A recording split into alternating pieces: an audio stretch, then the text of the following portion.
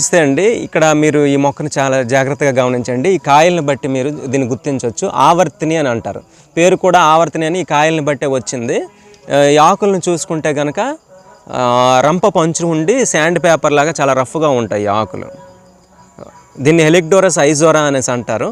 మరోడ్ ఫలి అని కూడా అంటారండి ఈ ప్లాంట్ని. అయితే ఈ కాయలు ఇప్పుడు చూశారు కదా మీరు. ఈ కాయలు ఏం చేస్తారంటే ఎండబెట్టి ఆయుర్వేద వైద్యులు పొడి చేసుకొని నిల్వ ఉంచుకుంటాం మేము.